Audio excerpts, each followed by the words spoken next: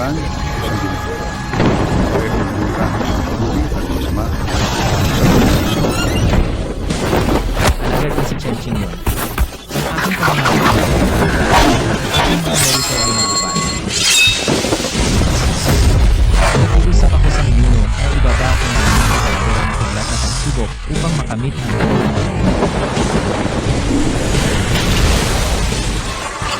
Yan ang kidlat na pagsubok. Yan ang kidlat na pagsubok. Yan ang kidlat na pagsubok.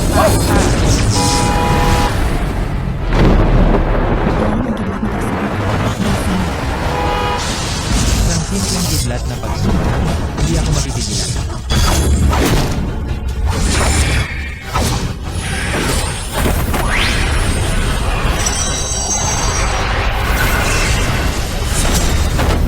Kapangyarihang kidlat, wasak.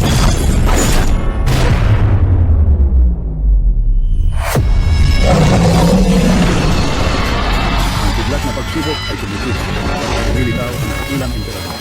Si Chen Xingyun ay pumasok na sa larangan ng dakilang emperador. Kaya ipinagkakaroon ng emperador Xingyun. Siya ang mamamahala sa limang kapalaran ng Ang limang kapalaran ng kaharian ng dragon. Aking pananatilihin ang puso ng Dao.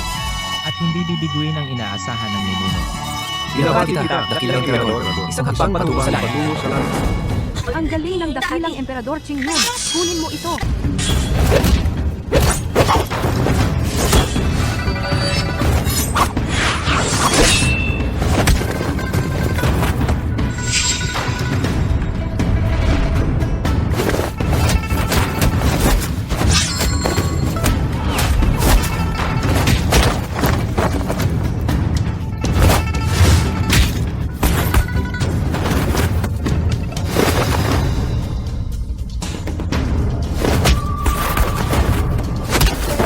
Hoy!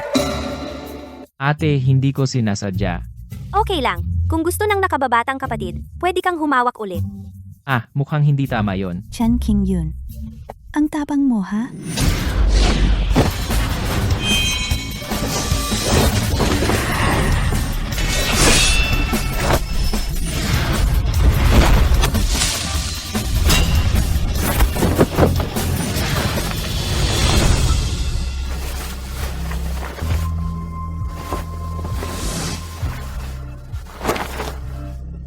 Ikatlong ate. Matagal na tayong hindi nagkita, lalo kang gumaganda. Ikaw talagang pilyo. Si ikatlong bunso lang ba ang nakikita mo? Ako, ang ikalawang ate mo. Hindi na ba ako maganda? Lahat maganda. Lahat maganda. Pero tatlong ate, bakit nandito kayo ngayon? Nakapasok ka na sa Great Emperor Realm. Panahon na para pakasalan si ikatlong bunso. Naaawa lang ako sa ikatlong bunso natin. Ang ganda-ganda niya. Isang sariwang bulaklak na inilagay sa tambak ng dumi ng baka. Ikatlong ate. Noong araw, sinabi mo basta't maabot ko ang Great Emperor Realm, papakasalan mo ako? Epektibo pa ba yon?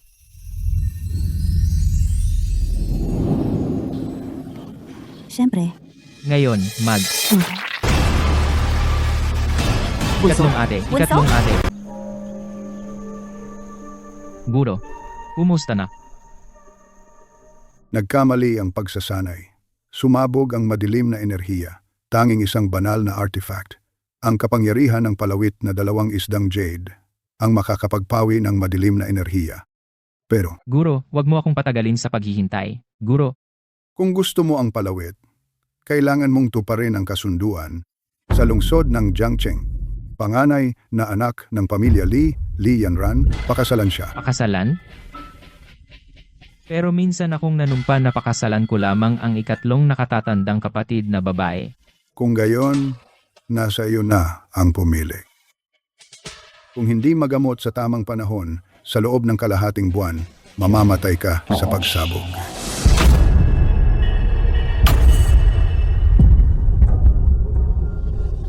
Ikaw, maliit na bastardo, bibigyan kita ng huling pagkakataon. Ibigay mo sa akin ang anting-anting. Kung hindi, sasaktan kita. Hindi! Ibinigay ito sa akin ng nanay ko. Hindi mo ibibigay, ha?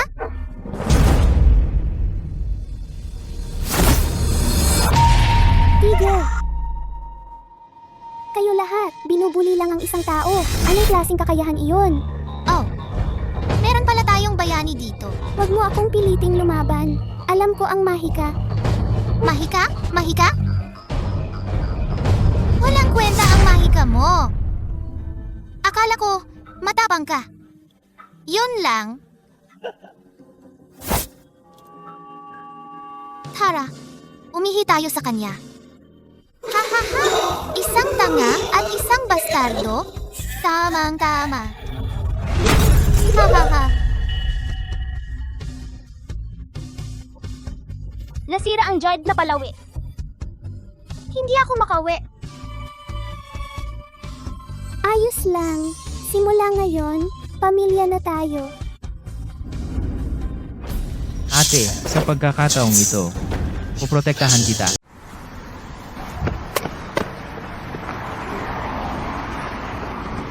Kailangan mong pakasalan ang taong hindi mo mahal para mailigtas ang taong mahal mo.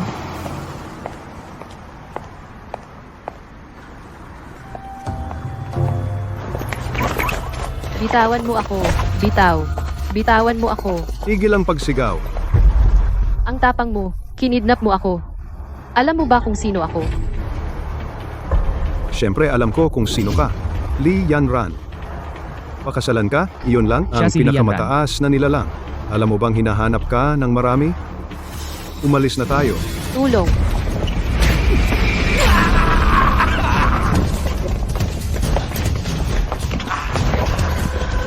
Buwisit! Pinaglakasan mo akong sipain. Papatayin kita sa suntok. Sino yan? Este, anong klaseng lalaki ang nananakit ng babae? Sira. Wala kang pakialam. Aray.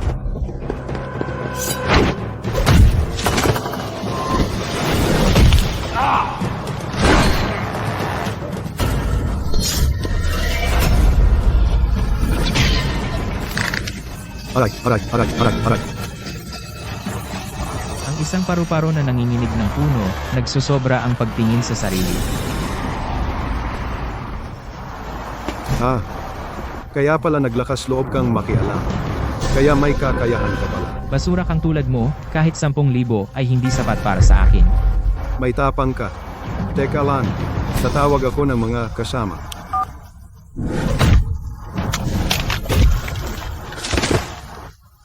Layas ka.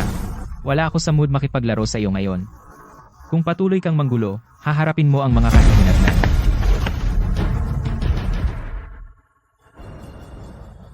Miss Lee, okay ka lang ba? Huwag mo akong hawakan. Bastos. Ano ang karapatan mo para makipag-usap sa akin? Ganito mo tratuhin ang iyong tagapagligtas. Paano kung malalaman na ito ay hindi isang setup na ginawa mo? Matalino ka. Alam mong isa kang probinsyano. Naisip mo ang trick na ito para makalapit sa akin. Ang pagkakayos? Kung hindi dahil sa banal na lupain ng Chinyon at ang kasunduan sa kasal sa iyong pamilya Lee, at ako ang iyong fiancé, hindi ako mag-aabala sa isang bruhang tulad mo. Ano? Isa pang manloloko. Malapit na ang handaan para sa pagpili ng pamilya Lee. Hindi ko alam kung ilan ang manlolokong tulad mo. Sinusubukang gamitin ang pekeng kontrata ng kasal na ito para mag-shortcut. Okay, bakit mo ako tinatawag na peke? Ano ang Qingyun Holy Land? Ito ba ay lugar para sa isang taong mabaho? Maaari bang manatili dito ang isang taong nakamurang damit? Kalokohan. Ang dakilang pamilya Lee ay mayroon palang taong katulad mo, isang mayabang na humuhusga sa itsura. Kung hindi dahil sa kontratang ito, sa isang lugar na parang basura, hindi na ako mag-abala pumunta. Basura. Isang pares lang ng aking sapatos ay katumbas ng ilang taon ng iyong sweldo. Tinatawag mong marumi ang aming lugar. Kaya ito ang iyong dahilan para maliitin ang mga tao. Iyon ang dahilan. Mukhang, salamat sa biyaya ng Double Fish Jade Pendant, nakarating kayo ng ganito kalayo. Ang inyong pamilya Lee ay naging mayabang. Tama? Binata, tigilan mo na ang paggawa ng eksena. Sino sa buong Jiangcheng ang hindi nakakaalam na ang pagiging asawa ng aking Yanran ay magiging isang kataas-taasang nilalang? Ang iyong maliliit na pakana ay nakikita ko sa isang sulyap. Kalokohan. Ang kontrata ay itim at puti, malinaw ang pagkakasulat. Hindi ba ninyo ito mabasa?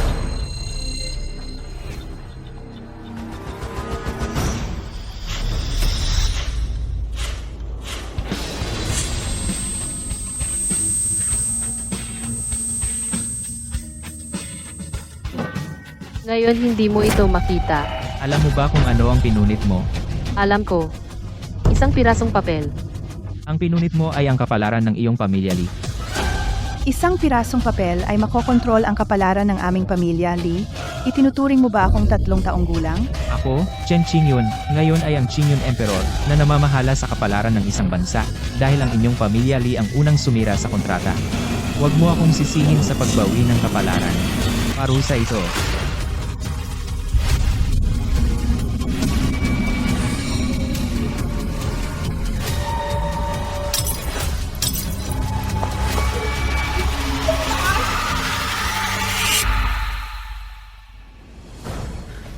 Grabe naman ito. Akala mo ba ang mga munting trick na ito ay makakatakot sa akin? Sa panaginip mo, Hindi maaaring labagin ang kalooban ng langit. Ang mga lumalabag dito ay parurusahan ng langit. sabihin mo ang gusto mo. Kahit na, ang kasal na ito. Ako, si Lian Ran, ay hindi ito tatanggapin. Kung hindi mo ito tatanggapin, may ibang tatanggap. Ang piging ng pagpili ng asawa ng pamilya Lee tiyak na dadalo ako. Gusto kong makilala ang pinuno ng pamilya Lee. Tingnan natin kung maglakas loob siyang mang-insulto sa akin. Banal na lupain ng Qingyun. Ikaw na walang kwenta. Ang tapang mo.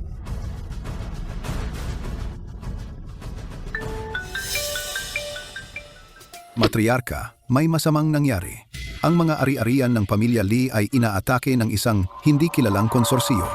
Nawalan tayo ng mahigit 10 bilyon. Ano? Paano nangyari iyon? Lola, Tayo. Ang ating pamilya Lee, may nagawa ba tayong masama sa isang tao? naku. Tama siya. Yanran. Baka dapat nating anyayahan pabalik ang master na iyon. Hindi, Lola. Baka nagkataon lang. Kung ibabalik natin siya, baka tayo mahulog sa kanyang bitag.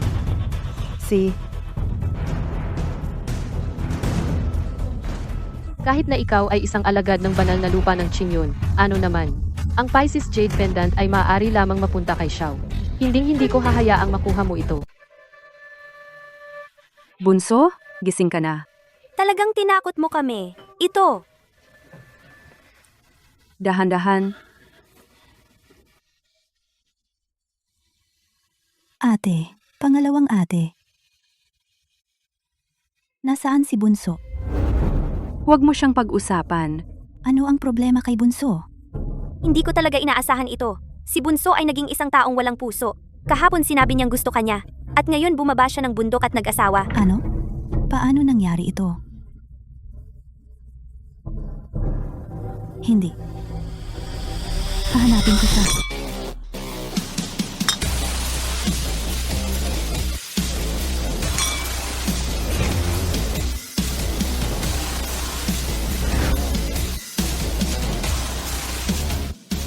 Lahat. Maligayang pagdating sa inyong lahat sa Pamilya Lee's banquet ng pagpili. Sigurado akong alam ninyong lahat na ang Pamilya Lee nakatanggap ng propesiya mula sa isang pantas. Ang aming magiging manugang na lalaki ay magiging pinakamataas na nilalang ng kaharian ng dragon. Lahat umasa sa inyong sariling kakayahan at makipagkumpetensya ng patas.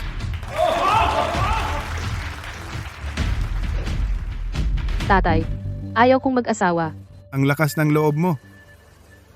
Alam ko kung ano ang iniisip mo. Ang taong iyan na si Xiao Yan. Para sa manual ng paglilinang sumira sa aming Pamilya Lee. At gusto mo pa siyang pakasalan? Si Kuya Xiao Yan ay may kanyang sariling mga ambisyon. Ay, ikaw. Naakit ka niya. Sige, Patriarch Lee, tigilan mo na ang pag-aantala. Magsimula na tayo. Ang pamilya Fang ay naghanda ng masaganang mga regalo. Ang pamilya Fang? Ang lakas ng loob mo. Makipagkumpetensya sa pamilya Liu? Ang mga regalo ng pamilya Fang ninyo ay itinapon ko na sa palikuran. Liu Yang, sobra kang mayabang. Mayabang? Ganyan talaga ako kayabang. Tingnan natin, sa lungsod ng ilog na ito. Sino ang maglakas loob na makipagkumpetensya sa akin? Si Liu Yang. Ikaw. Ang kontrata ng kasal sa pagitan ng Qingyun Sacred Land at Pamilya Lee, kinikilala mo ba ito o hindi? Ano? Qingyun Sacred Land? Binata, ikaw ba ay isang immortal na master mula sa Qingyun Sacred Land? Talagang iyong manloloko iyon. Talagang naglakas loob kang pumunta. Yanran, mayroon ka bang patunay na siya ay isang manloloko? Siyempre, meron. Pinunit ko na iyong kontrata ng kasal. Kung ito ay talagang kontrata mula sa Qingyun Sacred Land, paano ito napunit ng ganoon kadali? Siya ay isang impostor, narito para linlangin tayo sa kasal. Makatuwiran. Bata, alam mo ba na ang pagpapanggap na isang alagad ng Sacred Land ay isang malaking kasalanan? Hindi pa banggitin ang paggamit ng ganoong karumaldumal na pamamaraan para pakasalan ang aking Yanran? Umalis ka na ngayon dito! Paano kung sabihin kong hindi? Ikaw, Pinuno ng pamilya Lee. Ang pagharap sa basura, tulad niya ang siyang pinakamagaling na gawin ni Liu Yang. Iwanan mo sa akin. Basura, alam mo ba ang pumutol sa akin kung ano ang mangyayari sa iyo? Kinakausap mo ba ako? Oh, Sigurado ka bang ako ay isang tao na kaya mong gawing laruan? ha ha ha ha. Nagpapakita ka pa rin ng palabas? Akala mo ba talaga ikaw ay isang immortal na master ng Qingyun Sacred Land? Ang mga alagad ng Qingyun Sacred Land, bawat isa sa kanila ay sikat, tulad ng 3-star General Liu Qianqian, ang nangungunang babaeng CEO ng Dragon Kingdom na si Luo Shen. Ngunit ano ang pangalan mo? Isang walang kwentang Chen Qingyun? Sino ang nakakaalam? Ah, ha ha ha. Tama si Binatang Liu. Talagang peke siya. Okay. Ang tunay na Diyos ay nasa harap mismo ng iyong mga mata, ngunit ikaw ay bulag at hindi makakakita. Basura, nahuli ka na, kaya umalis ka na dito. Ano? Gusto mo bang humanap ako ng tao para baliin ang iyong mga braso at binti at itapon ka?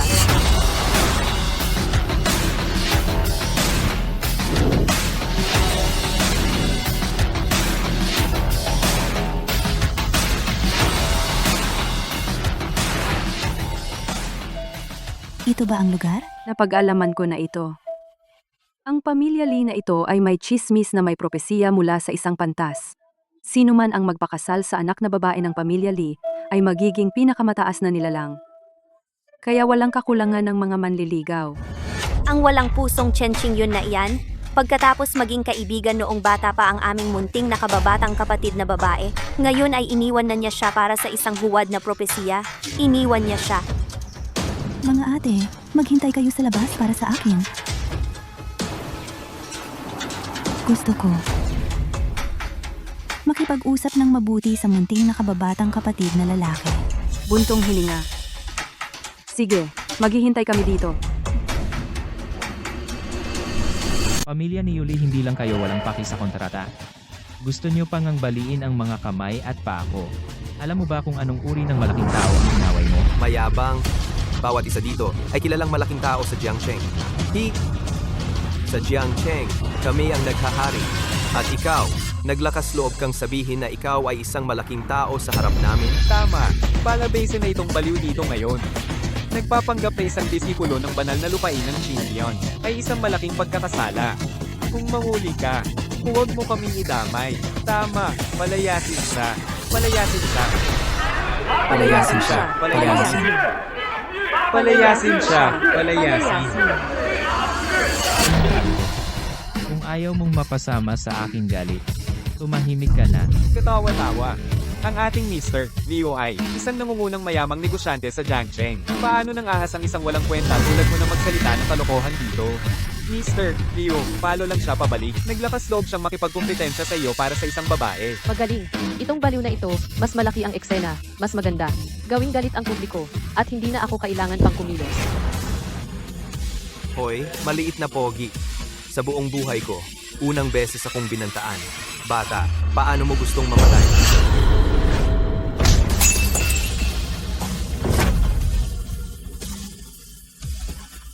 Naglakas loob kang saktan ako?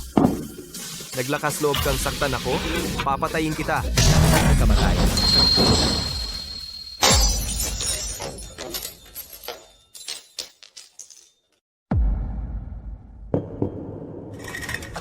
Walang dahilan, sumisigaw ka at gustong pumatay. Ituring mong aral itong sipa na ito para sa iyo. Seguridad? Seguridad?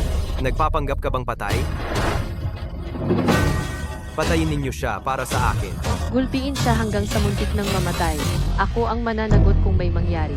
Gusto kong makita kung sino ang maglalakas loob na kumilos.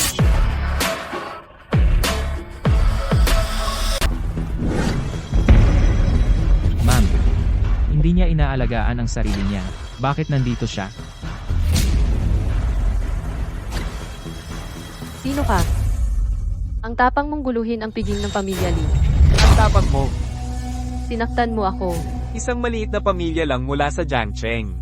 Anong karapatan mong tanungin si Presidente Luo? Kilala ko lahat ng malalaking pangalan sa Jiangcheng. Hindi ko pa narinig ang sinumang nagngangalang Luo. Sandali lang. Anong problema, Ginoong Liu? Maaari ko bang itanong kung ikaw ang presidente ng Luotian Group, Lord Luotian? Kilala mo ako? Pagbati, Lord Luotian. Pagbati, Lord Luotian. Ano? Siya si Luotian. Ang Luotian ang pinakamalaking conglomerate sa Dragon Kingdom, hindi lang iyon. Sabi ng chismis na si Luotian ay isa ring disipulo ng Qindian Sanctuary. Iyon ay isang pambihirang immortal na master. Ang aking ama, si Liu Gang, ang pinakamayamang tao sa Jiangcheng. Minsan akong sumama sa kanya sa Capital Chamber of Commerce, at mula sa malayo, nagkaroon ako ng karangalan na masdan ng iyong kamahalan, Lord Luotian. Liu Gang? Naalala ko nga ang pangalang iyon. Maaari ko bang itanong kung ano ang nagdala kay Lord Luotian sa Jiangcheng? Kung hindi ako dumating, ang aking nakababatang kapatid na lalaki mula sa Luotian ay itinuring na bilang isang manloloko at pinalayas. Pagbati, Pinipining Luotian. Ano? Kaya sinasabi mo na si Chen Qingyun ay ang iyong nakababatang kapatid na lalaki? Paano nangyari iyon?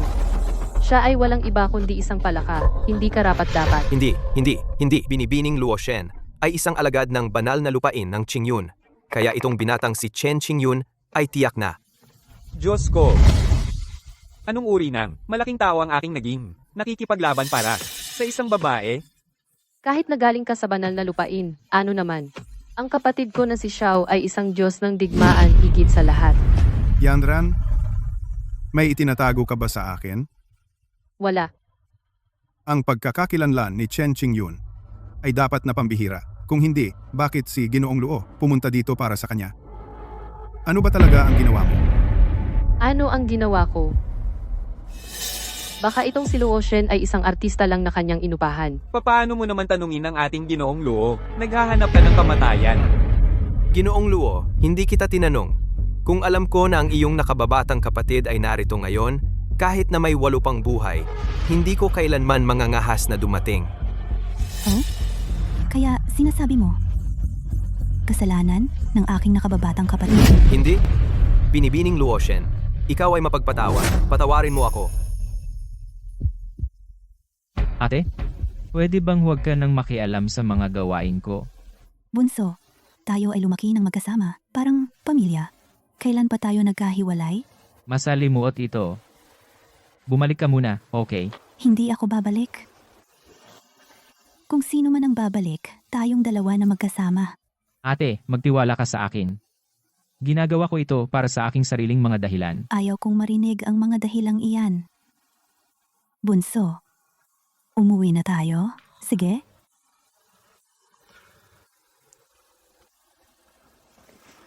Pasensya na, ate.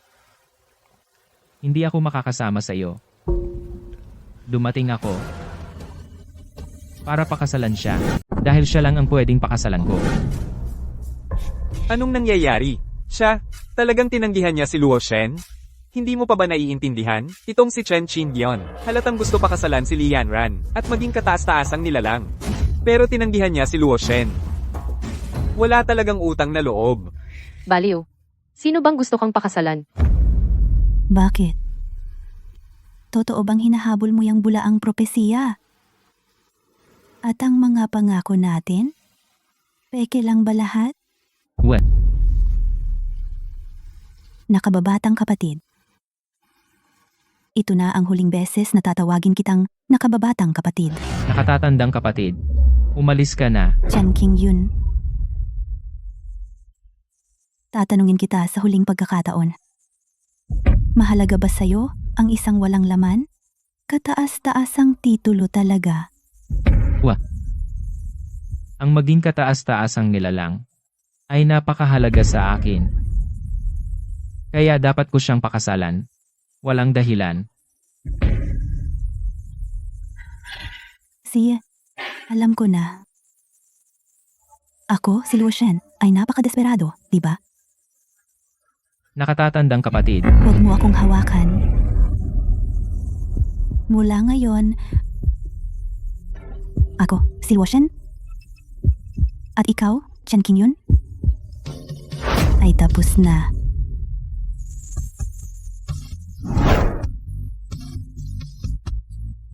ang Jade Pendant. Hindi na tayo makakauwi. Okay lang. Simula ngayon, tayo na ang pamilya. Ako si Luo Shen. Ikaw, Chen Qingyun? Tapos na tayo?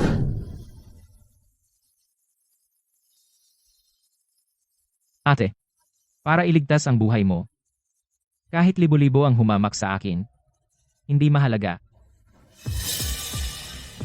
Chen Qingyun, baliw ka ba o tanga? Bakit mo ipipilit na pakasalan ako? Dahil may kontrata tayo ng kasal. Kailangan kong tuparin ang ating engagement. Tatawa-tawa. Sa tingin ko, makasarili ka lang. Gusto mong maging pinakamakapangyarihang nilalang. Tulad nito, ano ang kaibahan mo sa mga lalaking iyon? Yanran, paano ka makapagsalita ng ganyan? Chen ay isang master ng Qingyun Holy Land. Isang simpleng disipulo lang ng Qingyun Holy Land. Ano naman kung disipulo siya? Paano siya maihahambing kay aking Xiao? Tumahimik ka. Huwag mo na siyang banggitin. Chen, huwag kang mag-alala.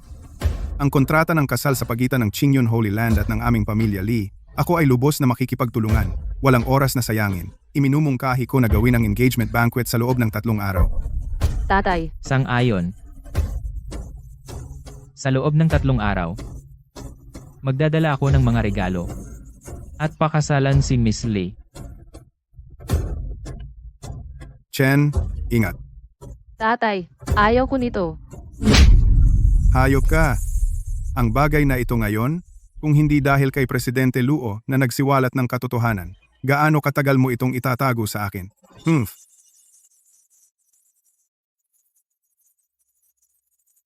Probinsyano. Walang kwenta. Gusto mo akong pakasalan?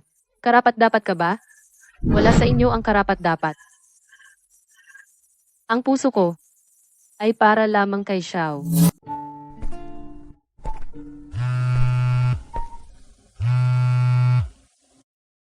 Uy, Junior, bakit mo ginaganyan ang ikatlong ate? Anong problema, ikalawang ate? Anong problema? Ang iyong ikatlong ate. Siya ay lumabas na mag-isa upang uminom. Ano? Kung may mangyari sa kanya, babalatan kita ng buhay.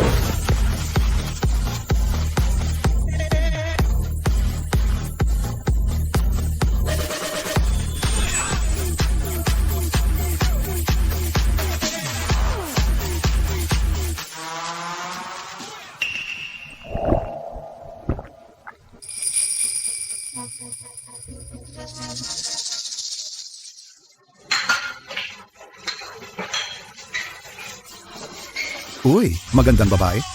Bakit ikaw ay nagiinom mag-isa? Lumabas ka. Medyo mainit ang ulo. Iminumungkahi ko sa iyo na alamin mo bago ka magsimula ng gulo kung sino ang iyong kinakausap, kung kaya mong bayaran. Nagbibiro ka ba? Sa Jiangcheng, walang sinuman ang hindi kaya ng aming Longhu Hall na hindi kaya. Kung makikipagtulungan ka ng maayos, baka payagan pa kitang magsaya. Ano ang ginagawa mo?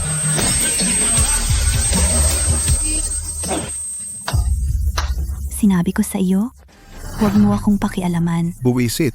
Ano pa ang hinihintay mo? Kunin siya. Opo, amo. Sino ang may lakas ng loob na humawak sa ate ko? Saan galing ang sigang ito? Ano ang sinabi mo? Sinabi ko, kung maglakas loob kang gumalaw, kukunin ko ang buhay mo. Anong ginagawa mo rito? Akala mo ba, hindi ko kayang harapin ang ilang alipores? Hindi ko ba sila kayang asikasuhin? Dumating ako dahil nag-aalala ako sa iyo. Mapagpanggap, sino bang kailangan ng pakialam mo? Ate, ang katawan mo. Masyado kang mayabang. Sa ganitong pagkakataon, nagliligawan ka pa. Mukhang hindi mo talaga ako isinasaalang-alang o ang Dragon Tiger Hall. Dragon Tiger Hall? Hindi ko pa naririnig. Hindi mo man lang kilala ang Dragon Tiger Hall, kaya pala napakawalang ingat mo. Hayaan mong sabihin ko sa iyo, si Master Dragon at Master Tiger ng Dragon Tiger Hall ay namumuno sa 100,000 tagasunod at mga alagad din ng babaeng 3-star General, Liu Qianqian. Sila ang hindi mapag-aalinlangan ng mga hari sa ilalim ng lupa ng Jiangcheng. Kaya pala pamilyar ang tunog. Lei Long at Lei Hu. Yung dalawang iyon, noon, ay lumuhod sa harap ng ate, nagmamakaawa na tanggapin sila, umiiyak ng napakalungkot. Kasinungalingan, kalokohan, naglakas loob kang banggitin ang pangalan ni Lord Tiger, humihiling ka ng kamatayan, kunin ninyo siya.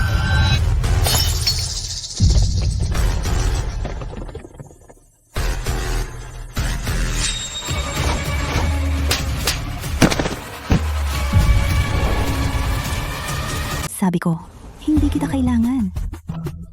Kaya pala sobrang yabang mo. May kakayahan ka naman pala. Muntik ko nang makalimutan. At ikaw,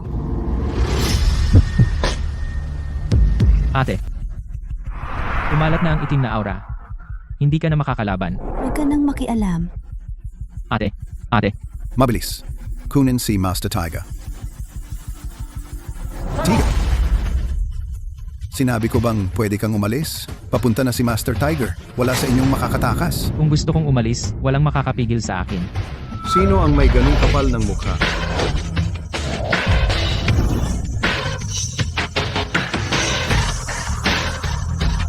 Master Tiger, itong dalawa. Sabihin mo, paano mo gustong mamatay?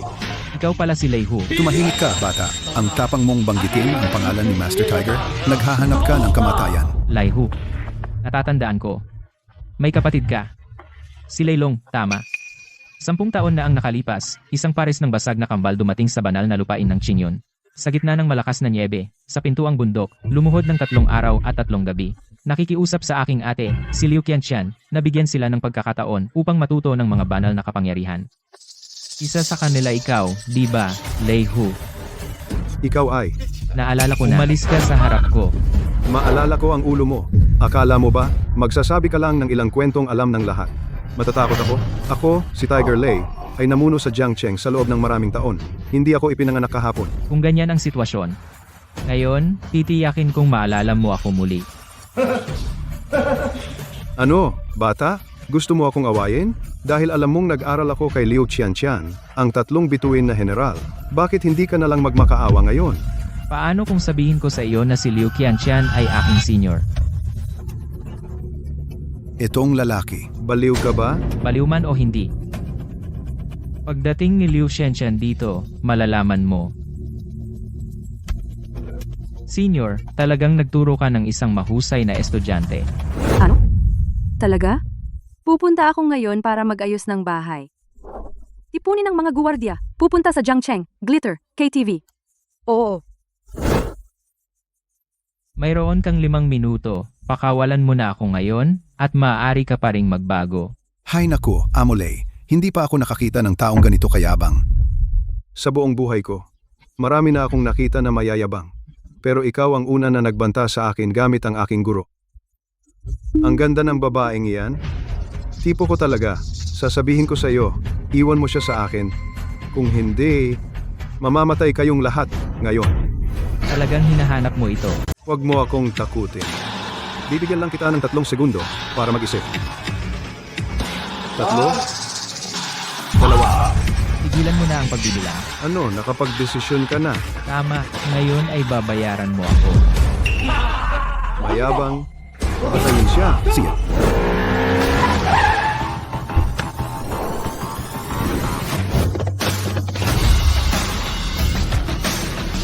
General, naguulat ako. Ang target ay nasa KTV. Mabuti. Lahat ng tropa ay mag-armas. Sino mang sumuway, papatayin ng walang awa. Oo.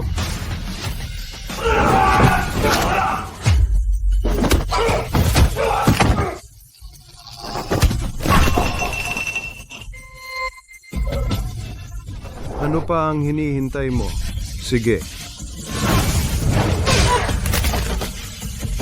Bata, hindi ko alam na ikaw pala ay isang martial artist. Halika at subukan.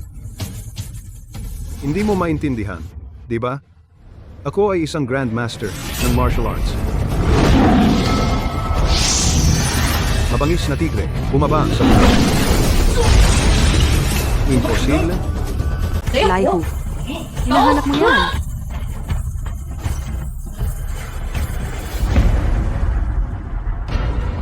Master, bakit ka narito? Kung hindi ako dumating, sana pinatay mo na ang iyong tiyuhin na master. Ha? Sinasabi mo bang ang talunan na ito ay aking tiyuhin na master? Pinagdududahan mo ba ako? Hindi. Hindi ako maglalakas loob, master. Ma'am, ito ang magaling na disipulong itinuro mo? Sir, pasensya na nakita mo yon. Na magturo ng ganoong basura. Master, ako? Talagang hindi ko alam na siya ang tiyuhin kong master. Paano ko siya lalabanan? Tumahimik ka. Noon, sumumpa ka. na pagkatapos matuto ng mga banal na kapangyarihan, magiging mabuting tao ka. Tingnan mo ang sarili mo. Mukha ka bang mabuting tao? Dahil lahat sa iyo na nagdudulot ng lahat ng gulo. Sir Hu, hindi ko rin kasalanan. Gusto ko lang kumuha ng maganda para ihandog sa iyo. Bukod pa riyan, karaniwan namin ginagawa ito palagi, di ba? Tumahimik ka. Sobrang sabik na umatake. Lai Hu, gaano ka nagkasala ang nararamdaman mo? Naaalala mo ba ang panata mo sa bundok? Ang isinumpa mo? Naaalala ko. Sino mang lumabag sa batas Magsalita ka. ay parurusahan ng mahigpit. Mabuti, naiintindihan mo. Mga guwardiya, dalhin si Lai Hu. Isuko siya sa batas para sa mahigpit na parusa. Alam kong mali ako. Guro, pakiusap. Bigyan mo ako ng isa pang pagkakataon. Guro, Dapat kang magmakaawa sa mga naiyong nasaktan para sa awa. Tingnan mo kung patatawarin ka nila.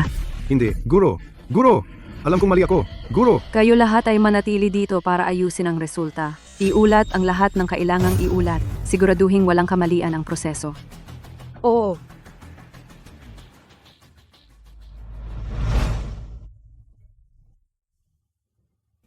Anong problema kay ikatlong nakababatang kapatid na babae? Ang madilim na enerhiya ay sumakop sa kanyang puso. Ang kanyang kalagayan ay mas malala kaysa dati, mas malala pa. Dati, may 1 buwan tayo. Ngayon, 1 linggo na lang. Ano? Ganoon ka seryoso? Wala bang magagawa siguro? Siguro ay walang kapangyarihan din. Ang makakapagligtas sa kanya ay ang Double Fish Pendant. Ngunit ang Double Fish Pendant ay nasa pamilya Lee para makuha ito pabalik. Kailangan kong gamitin ang aking pagkakakilanlan bilang Azure Cloud Emperor at magpakasal sa pamilya Lee. Kaya, nakababatang kapatid na lalaki, hindi ka isang taong walang puso. Gusto mong iligtas si ikatlong nakababatang kapatid na babae. Pero bakit hindi mo direktang sinabi? Dahil sa ugali ni ate, mas pipiliin pa niyang mamatay kaysa pakasalan mo ang ibang babae, kaya kailangan kong itago ito sa kanya.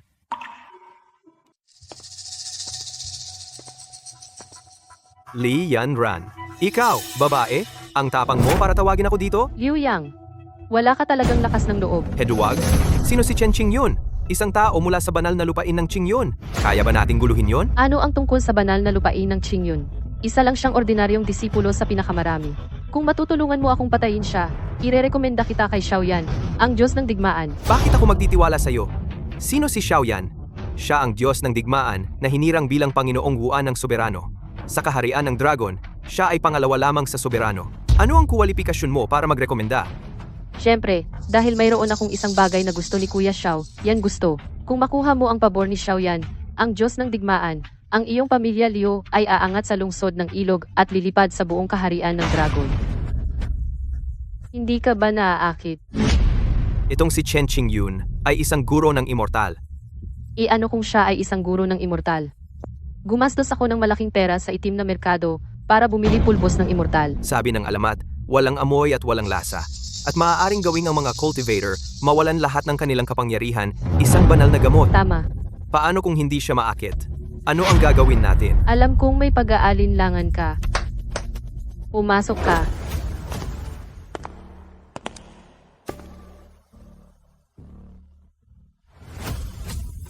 Ang Panginoon ng bulwagan ng dragon at tigre, Panginoong Long. Panginoong Long? Hindi ka ba nag-aral sa ilalim ng banal na lupain ng Qingyun? mapahamak ang banal na lupain ng Qingyun. Naglakas loob silang arestuhin ang aking kapatid kahit na dumating ang hari ng langit. Walang magbabago.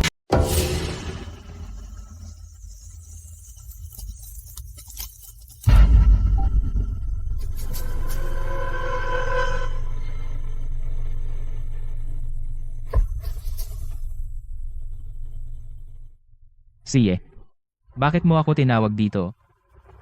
2 araw pa bago ang pagdiriwang ng ating pakikipag-ugnayan. Tinawag kita dito upang pag-usapan ang mga detalye ng pagdiriwang ng pakikipag-ugnayan. Hindi mo ba ako nakikita bilang isang halimaw? At ayaw mo akong pakasalan? Ano ang magagawa ko? Kung hindi kita pakakasalan, ipapakasal ako ng tatay ko kay Liu Xiao na iyan, na walang silbi at naglilibang gabi-gabi. Wala akong pakialam doon. Narito lang ako para tuparin ang kasunduan. Mr. Chen, mukhang interesado ka talaga sa Double Fish Jade. Ako lang ay binabawi ang pag-aari ng Qingyun Holy Land. Masarap ang kape dito. Sige, tuloy ka, Mr. Chen.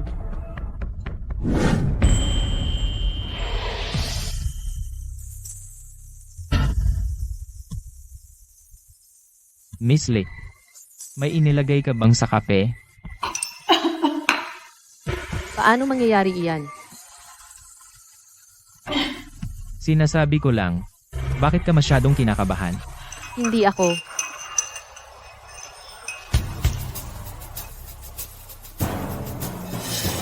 See? Pag-usapan natin ang negosyo. Pag-usapan ng negosyo. Sumpain ang negosyo. Chen Qingyun, napakawalang muwang mo. Anong mali sa akin? Malapit ka nang mamatay at hindi mo pa alam. Liu Xiao, lumabas ka na. Hoy! Hoy, Mr. Chen. Naglakas loob ka pa ring magpakita. Bakit ako matatakot? Ikaw, Chen Qingyun, ngayon ako, Liu Yang, ay isang hakbang na bato lang sa iyong mga mata. Isang hakbang na bato? Oh, Hindi takot magbuhat ng bato para lang ihulog sa sarili mong paa. Walang kwentang basura. Nagmamatapang ka pa kahit mamatay ka na. Alam mo na ako ay isang alagad ng banal na lupain ng Qingyun, pero naglakas loob ka pa ring pumunta ng may ganitong puwersa. Matagal mo na siguro itong pinlano. ikaw, Chen Qingyun, ay galing lang sa banal na lupain ng Qingyun, isang ordinaryong alagad. Ang pagpatay sa iyo ay magbibigay sa akin ng pabor ng Diyos ng digmaan. Ang panganib na ito ay sulit na gawin. Wala akong problema na sabihin sa iyo. Ang kape na ininom mo lang. Nilagyan ko ng pulbos ng immortalidad. Mawawala ang lahat ng iyong kultibasyon at magiging mahina ka. Ganoon ba? Talagang magandang plano. Hindi ka ba natatakot? Matakot? Bakit ako matatakot? Nagkukunwaring matapang lang. Binatang Liu, bakit hindi ka gumagalaw? Ano ang hinihintay mo? Tara, lahat kayo, palibutan ninyo siya. Maghanda. Si.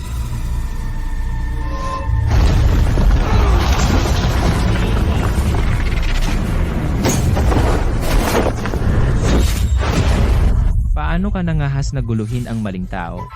Sa tingin ko, ikaw talaga ay pagod ng mabuhay. Sinta? Sa tingin ko, ikaw ang nagsasawang mabuhay. Hall Master Lei, gumalaw ka na.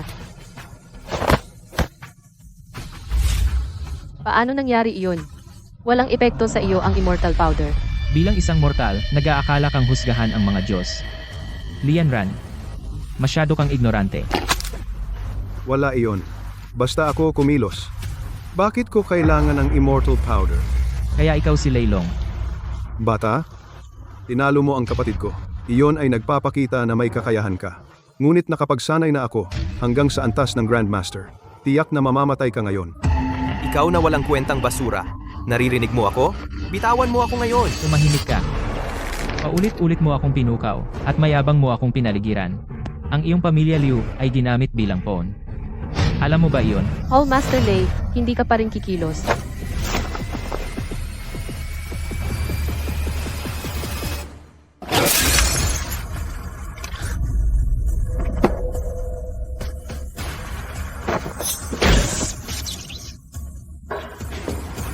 May lakas ka pa ring manakit ng tao? Alam mo ba na ang aking 200,000 disipulo ay pinaligiran na ang kapehan na ito ng lubusan? Kailangan mong mamatay dito ngayon. Liu. Nagutos si General Liu, lumuhad at makinig. Apoy, Fire Phoenix. Wu Feng, anong ginagawa mo dito? Nasaan ang ate ko? Mr. Chen, si General Liu ay agarang na-recall. Siye. Lei Long, inutusan niya ang pag-aresto sa kapatid mo, pero si General Liu, sigurado ka bang gusto mo pa ring mag-higanti? Hindi.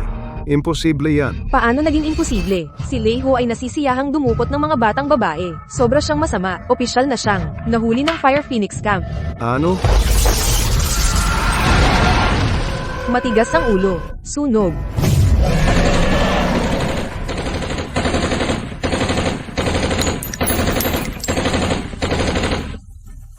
Ano? Hindi ka tinatablan ng mga bala.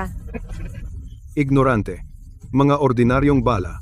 Paano nila ako sasaktan?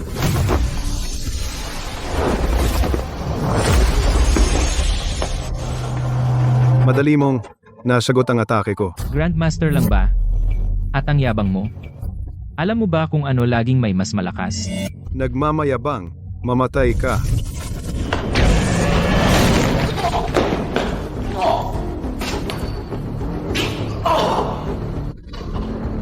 Ano? Anong antas ka ba talaga? Antas ko, hindi mo na kailangang malaman. Sa'yo, hindi ito maabot. Makapangyarihan si Lord Shen. Sige, hulihin ang kriminal.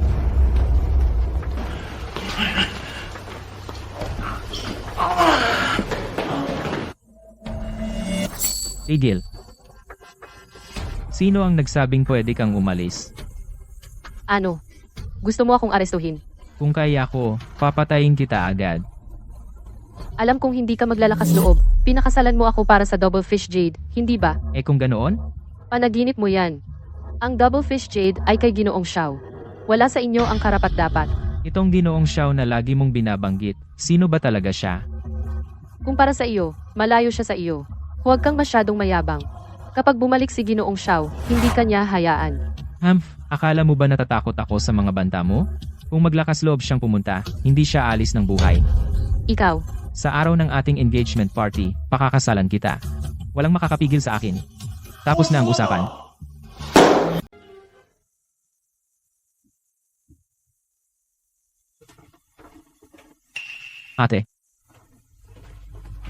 Ate, bakit nandito ka? Kung hindi ako pumunta, sino ang mag-aalaga sa ating bunso? Ang galing mo talaga, may ganito kalaking nangyari, at hindi mo man lang sinabi sa akin. Emergency kasi. Wala akong choice.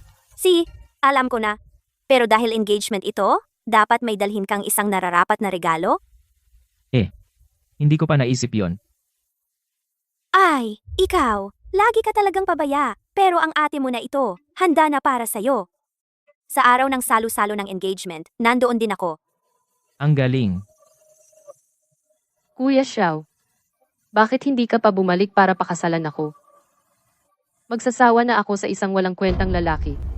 Bumalik ka na agad. Ang Double Fish Jade Pendant, kasama ko na ito mula nang ipanganak ako. Para makuha ang pendant, dapat pakasalan mo ako. Kuya Xiao, sa lahat ng mga taon na ito, pinanatili ko ang aking kalinisang loob. Naghihintay sa'yo.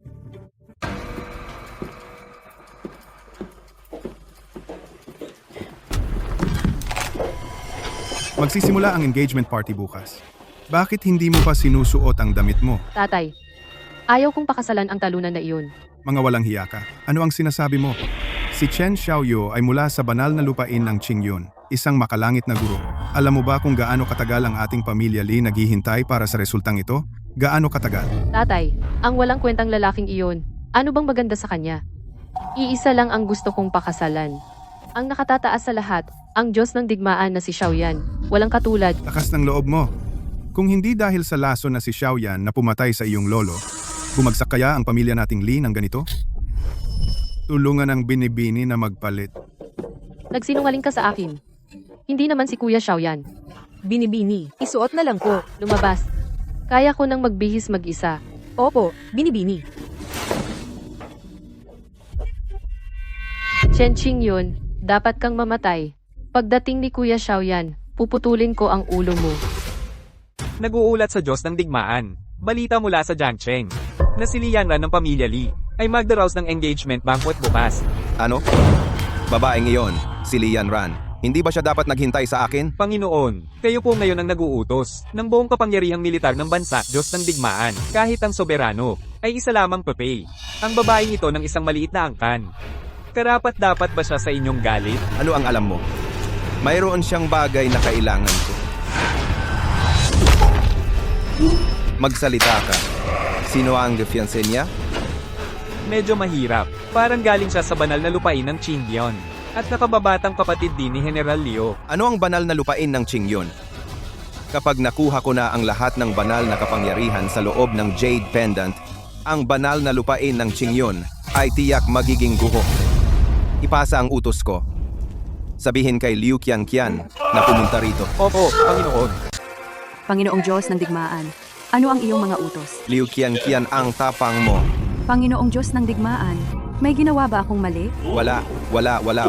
Tama ang ginawa mo. Ako, ang Diyos ng digmaan, ay nag-utos at pumunta ka sa larangan ng digmaan para ayusin ang aking mga problema. Bakit galit ang Diyos ng digmaan kay Qianqian? Dahil hinayaan mong makatakas ang iyong mga alagad ng Qingyun, kinuha nila ang aking babae. Panginoong Diyos ng digmaan, hindi ko ginawa. Hindi? Huwag mong kalimutan. Hindi lang ikaw ang nakatatandang alagad ng banal na lupain ng Qingyun, kundi pati na rin ang aso ng Diyos ng digmaan. Ikaw! Ikalat ang balita.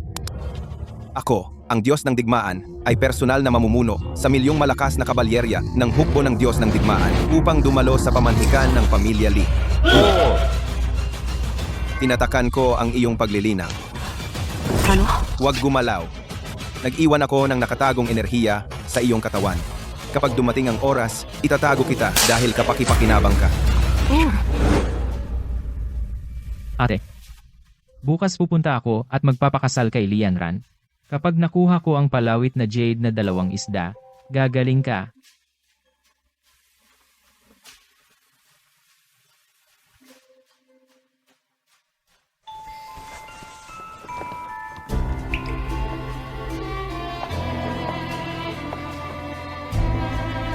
Ihanda ang mga regalo sa pamanhikan.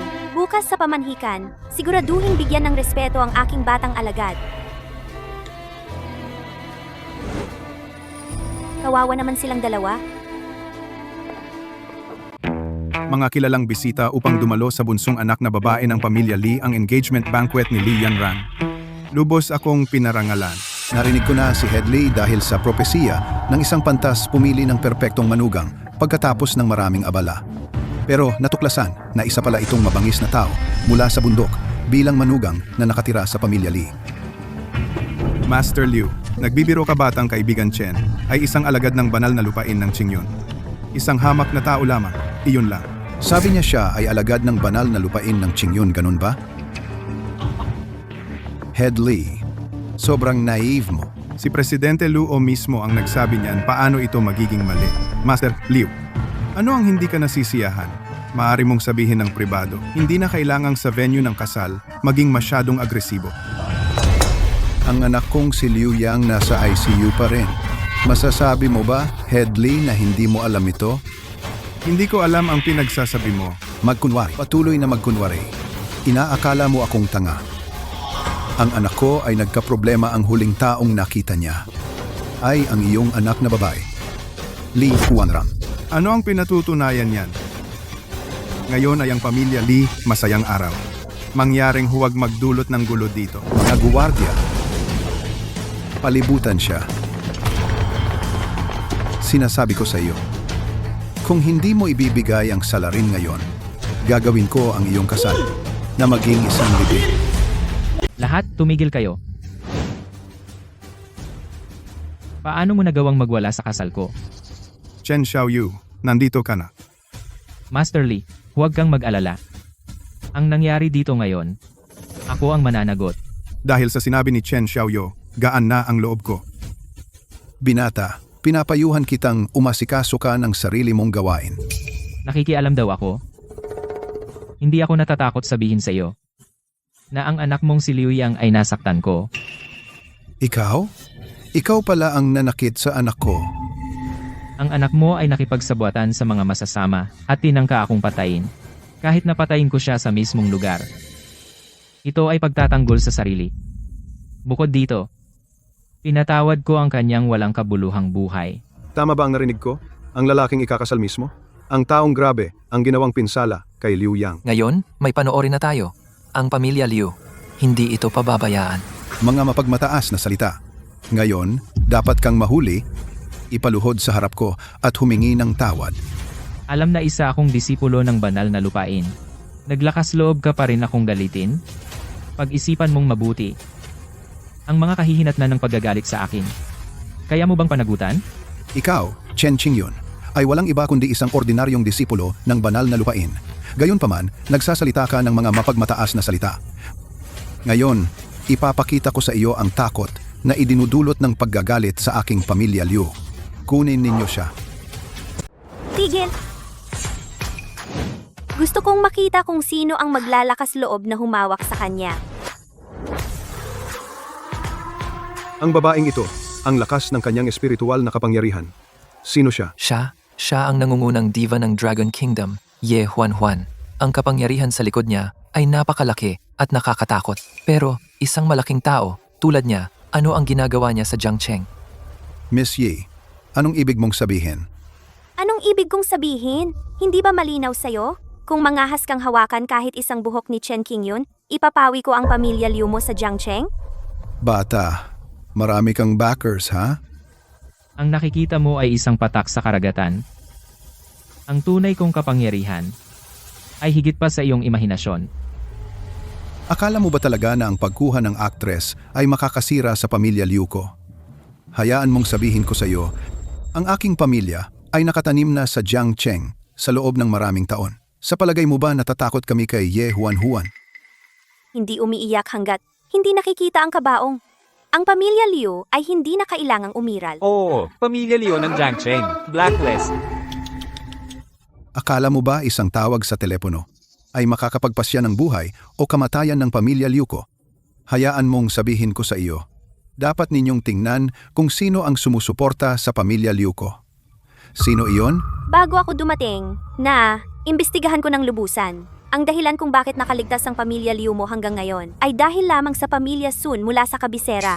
Pero alam mo ba, ang pamilya Sun mula sa kabisera ay sinusuportahan ko ng lihim? Kalokohan.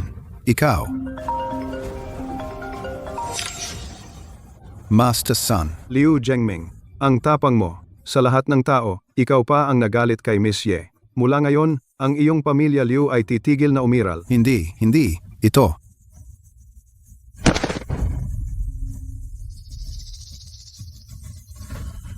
Liu Zhengming, pinayagan mo si Liu Yang na kumitil ng mga walang sala. Ang wakas na ito ay sarili mong ginawa. Miss Ye, mali ako. Patawarin mo ako, pakiusap. Ang buong pamilya ko ay umaasa sa akin para suportahan sila. Ang aking pamilya hindi mabubuhay kung wala ako. Kumitil ka ng mga walang sala. Ito ang makukuha mo dahil minamaliit mo ang banal na lupain ng Qingyun. Mga guwardiya, dalhin ninyo siya. Miss Ye, hindi mo ito magagawa. Miss Ye. Pangalawang ate, hindi ko alam na mayroon kang napakalaking kapangyarihan. Bunso, bawat alagad ng Qingyun ay nakatayo sa tuktok ng mundo. Tama yan. Hindi ko inakala ang kinatatakutang pamilya Liu ng Jiangcheng sa harap ni Miss Ye ay hindi man lang nakalaban. Hindi mo ba narinig si Miss Ye? Siya ang pangalawang nakatatandang kapatid na babae ni Chen Qingyun. Kung may dapat sisihin, ito ay ang pamilya Liu dahil sa pagmamalabis. Pinagkalooban tayo ni Miss Ye ng kanyang presensya at nabigo ang pamilya Li na tanggapin kayo ng wasto. Mabilis, mag-alok kayo ng upuan kay Miss Ye. Hindi na kailangang umupo. Narito ako para sa aking munting nakababatang kapatid upang ihatid ang mga regalo ng kasunduan sa inyong pamilya, Li. Batang kaibigan Chen, siya ay talagang isang mahusay na tugma para sa aming pamilya Li. Iharap ang mga regalo.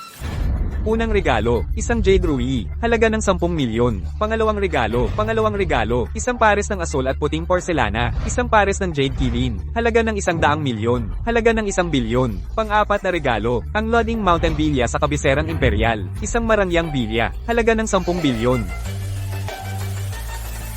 Panaginip ka lang. Kahit nadalhin mo ang araw mula sa langit, ako, Li Yanran, hindi kailanman magpapakasal sa isang walang kwenta tulad mo.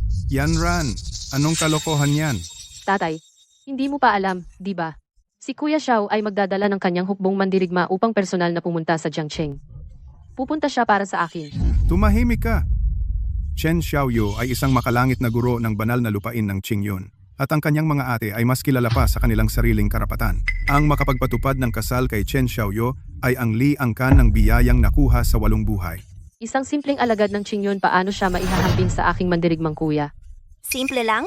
Akala mo ba ang pagiging alagad ng banal na lupain ng Qingyun ay ganoon kadali? Ano? Sa aking paningin, mula simula hanggang katapusan, siya ay walang iba kundi isang kaawa-awang sunod-sunuran. Hindi ko akalain na sa iyong puso, ako ay magiging ganoon kasuklam-suklam. Kasuklam-suklam. Hindi iyon. Nakakadiri. Sana'y mapunit-punit kita. Tumahimik ka! Sino ang nagbigay sa iyo ng lakas ng loob upang insultuhin ang aking nakababatang kapatid, si Ye Huanhuan? Insultuhin ko siya kung gusto ko. Ano? Ikaw, Ye Huanhuan, ay walang iba kundi isang artista, isang babae. Anong karapatan mo para utusan ako? Puro kakalokohan. Ito ba ang liang ka ng pagpapalaki? Li Yanran, simula pa lang, hindi ko kailanman pinilit ka. Gusto ko lang tuparin ang kontrata at mabawi ang palawit na jade. Ngunit ikaw, sinubukan mo ang lahat ng paraan upang patayin ako. May hangganan ang aking pasensya. Walang pilit. Dala mo ang isang lumat sira-sirang kontrata ng kasal at inaasahan mong pakakasalan kita. Ako, Lee Yanran, may sarili akong buhay. Bakit kita dapat pakasalan? Kung magpapakasal ako, ito ay sa samandirigmang kuya na nakatayo sa itaas ng lahat. Simpleng ignorante. Ang mandirigmang kuya na iyong sinasabi sa ating banal na lupain ng Qingyun ay walang iba kundi isang langgam. Ikaw. Talagang langgam.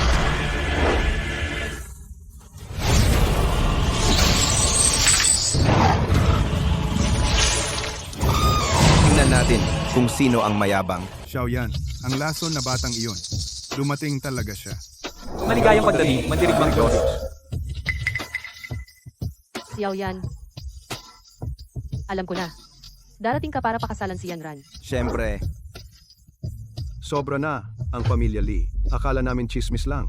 Pero sino ang mag-aakala? Dumating talaga ang mandirigmang Diyos. Siya ang simbolo ng kapangyarihang militar ng Dragon Nation. Kahit ang soberano ay dapat magpakita ng paggalang. Nakita mo ba? Ang apat na makalangit na general. Dumating lahat ang apat na dakilang general. Bawat isa sa kanila ay may kakayahang sirain ang isang bansa. Yanran, namiss mo ba ang iyong mandirigmang Diyos? Siyempre, si Yanran ay nangangarap kay Xiao Yan gabi-gabi. Iyan ang aking babae. Napakatapat. Natural lang. Sa buhay, si Yanran ay kay Xiao Yan.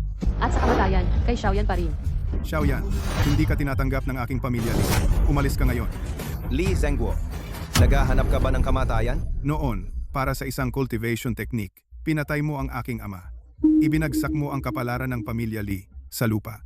Kung hindi dahil sa Qingyun Holy Land na nagbigay sa amin ng Twin Fish Pendant, sana nawasak na ang pamilya Lee. Ang malakas ang siyang makakaligtas. Iyan ang patakaran ng mundong ito.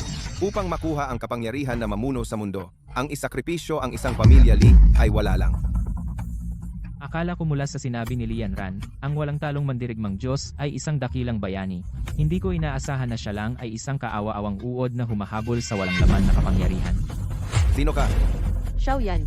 Siya si Chen Qingyun. Gamit ang pangalan ng Qingyun Holy Land, siya ay nagwawala sa Jiang City. Kaya ikaw, si Chen Qingyun. Ako nga. Mabuti, Chen Qingyun. Alam mo bang nakagawa ka ng krimeng may parusang kamatayan? Ako, Chen Qingyun, kumikilos ng may integridad. Anong krimen ang nagawa ko? Matigas pa rin ang dila mo kahit nasa bingit ka ng kamatayan. Ikaw na basura. Sa lahat ng bagay, hindi mo dapat ninakaw ang aking kayamanan, si Xiaoyan. Katawa-tawa. Ang Double Fish Jade Pendant ay ang kayamanan ng Qingyun Holy Land. Kailan ito naging iyo? Ikaw na hangal na parang palakas sa balon. Kapag nakuha ko na ang Jade Pendant, gigibain ko ang Qingyun Holy Land. Pagkatapos, ang yaman ng buong Dragon Kingdom ay nasa ilalim ng aking kontrol mag-isa. Ang lakas ng ambisyon mo, di ba? Kaya tanungin mo ang aking mga kamao kung sang-ayon sila. Pare, ako na ang bahala. Ye Juan Juan, ikaw ay isang artista lamang at naglakas loob ka pang pigilan ako? Ang pagharap sa basura na tulad mo ay madali. Ang isang artistang katulad ko ay tiyak na kayang gawin iyon. Ate, ingat. Huwag kang mag-alala pare. Ako ang iyong pangalawang ate. Kung sa bagay, ay nasa antas ng Grandmaster. Ang pagharap sa kanila ay higit pa sa sapat. Sige, dahil gusto mo talagang mamatay, bibigyan kita ng nais mo. Go, patayin siya bilang babala sa iba. Oh!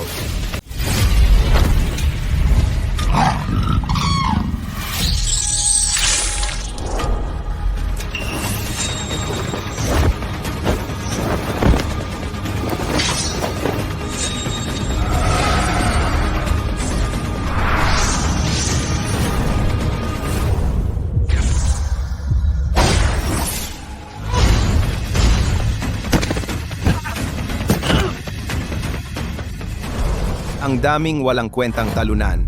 Hindi man lang kayang tapatan ang isang babae. Kahit si Juan Juan ay ganyan katigas.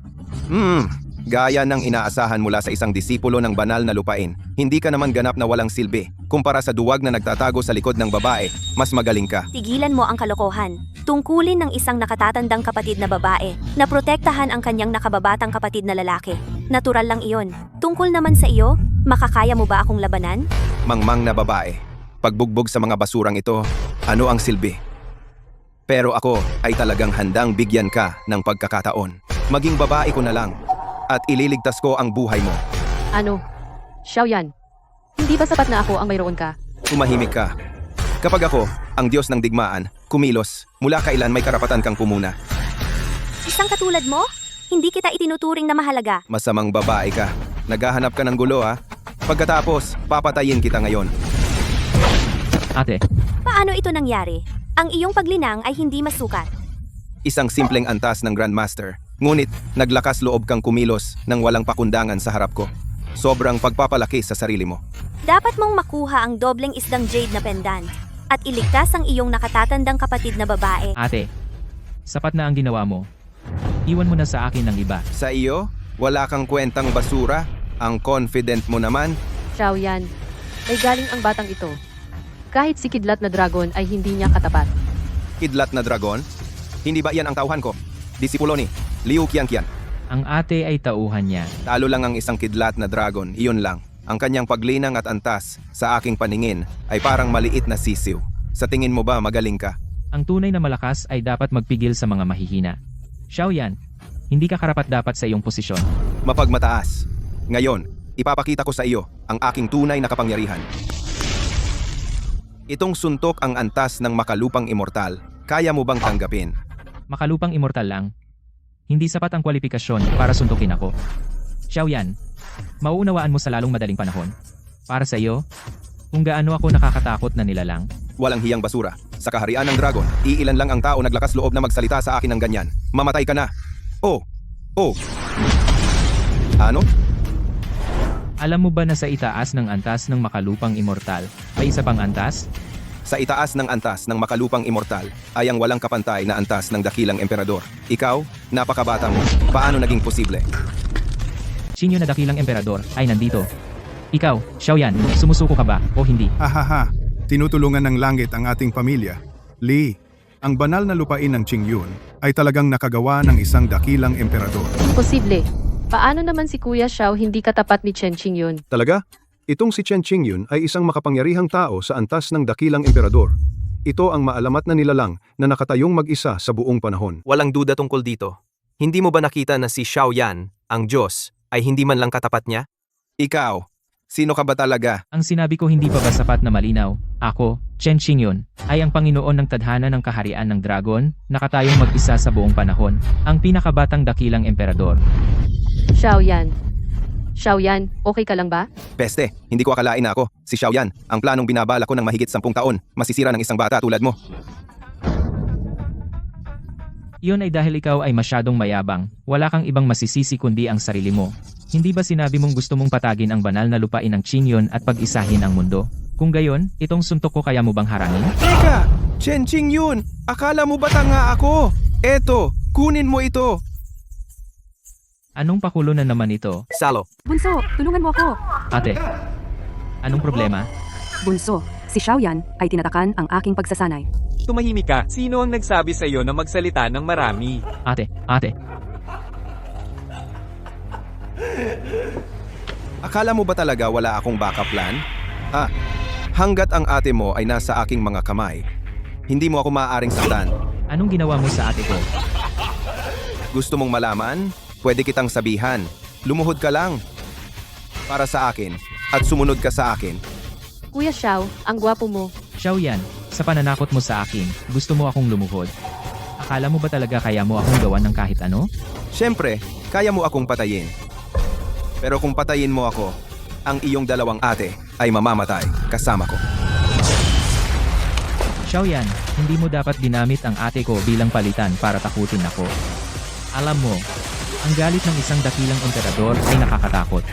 Chen Qingyun, ikaw ay malakas. Ikaw ang una. At tanging karapat-dapat na kalaban na nakilala ko. Bibigyan kita ng pagkakataon na iligtas ang ate mo. Ano? Gusto mo pa akong lumuhod?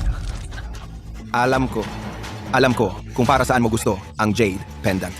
Gusto mong iligtas ang iyong ikatlong ate, di ba? Ano ang sinusubukan mong sabihin? Ang gusto kong sabihin ay talagang napakasimple. Maaari kong ibigay sa iyo ang Jade Pendant. Ano? Pero gusto ko ang nasa loob mo ang cultivation ng Great Emperor. Ipasa mo sa akin. Kuya Xiao, paano mo ako mapapayag na pakasalan si Chen Qingyun?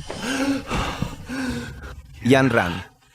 Kapag nagsasalita ang mga lalaki, ang mga babae ay hindi dapat sumingit. Kuya Xiao, hindi mo ba sinabi na mahal mo ako? Hindi mo ba sinabi na pakakasalan mo ako? Mahal kita? Sino ka ba sa tingin mo? Karapat dapat ka ba sa pagmamahal ni Xiao Yan? Kaya. Sinungaling ka sa akin sa lahat ng panahon. Mahal na mahal kita. Bakit mo ako dinaya? Noon, gusto ko ang Double Fish Jade para palakasin ang aking cultivation sa susunod na antas. Pero ngayon, gamit ang libreng kalderong ito, isang simpleng Double Fish Jade, ano ba iyon talaga? Naiintindihan ko. Kaya sa iyong paningin, ako, si Lian Ran, ay palaging isang bargaining chip lang. Binigo mo ako ng sobra. Yan Ran. Sa pag-abot ng ganito kalayo, wala nang atrasan para sa akin. Maiintindihan mo ba ako? Pakiusap? Si, naiintindihan kita. Gagawin ko ang iyong sasabihin. Ang tanga. Nakapagdesisyon ka na ba? Ito ay isang panalo-panalo na kinalabasan. Hindi ka ba matutokso? Nakapagdesisyon na ako. Hindi, bunso! Ikaw ang pundasyon ng banal na lupa ng Qingyun. Kung mawala ang iyong cultivation, paano mo pamamahalaan ang tadhana ng bansa ng dragon? Ayos lang ate, ang tinatawag na kapangyarihan at cultivation ay walang iba kundi lumilipas na ulap. Ang pag-ibig ng aking buhay ay nasa matinding panganib ngayon. Paano ako maaaring umatras? Bunso, ikaw! Pinapangako ko sa iyo. Alam ng matalinong tao kung kailan dapat magbigay. Totoong lalaki ka. Pigilan mo na ang kalokohan. Ano ang kailangan kong gawin? Sa parehong oras bukas, pumunta ka sa War God Hall. Ibibigay mo sa akin ang iyong cultivation. Pakakawalan ko ang tao. Si.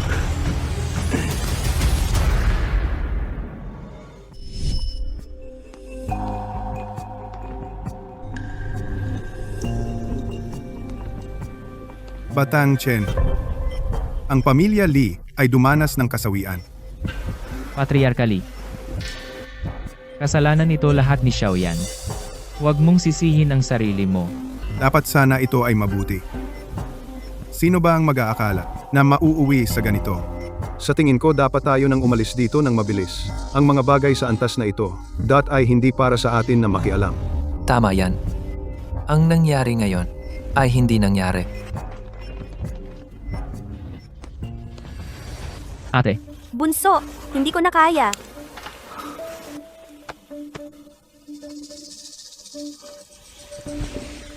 si Xiaoyan ay napakalupit. Ang suntok na iyon ay may nakatagong puwersa. Bunso, huwag kang umalis. Ate, huwag ka munang magsalita. Magpahinga ka lang. Iwan mo ang iba. Sa akin. Si.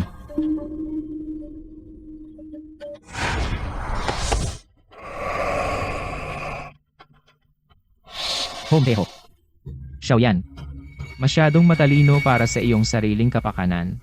Tapos ka na. Xiao, akala ko talagang iiwan mo na ako. Paano ko magagawa?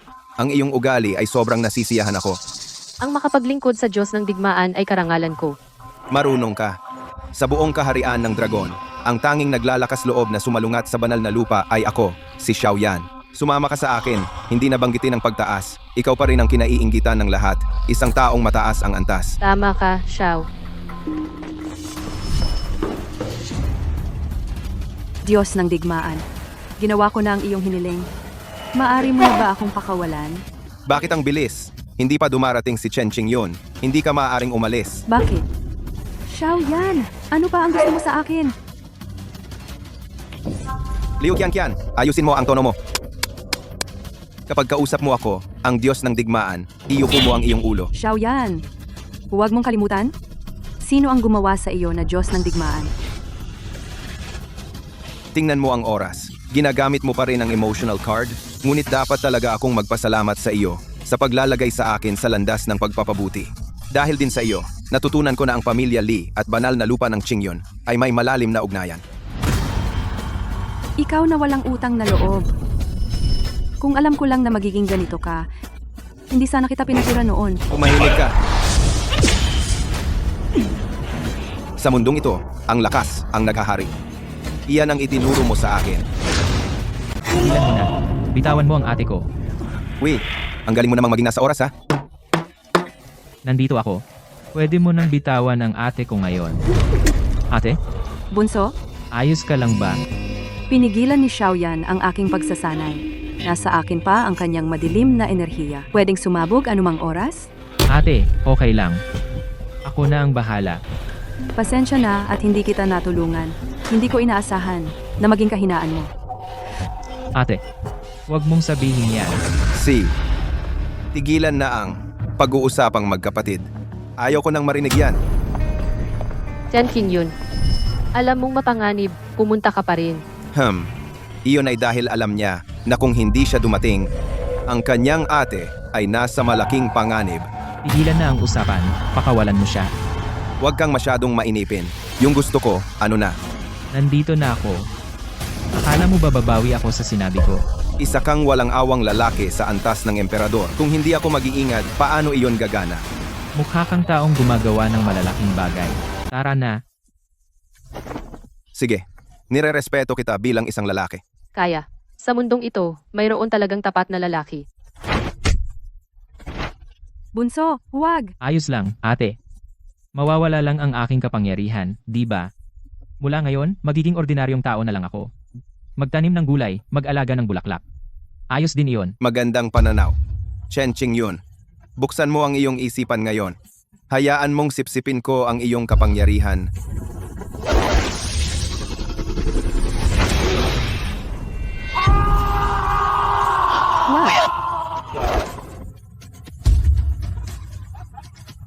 Ito pala ang kapangyarihan ng isang emperador? Pakiramdam ko puno ng kapangyarihan ng buong katawan ko.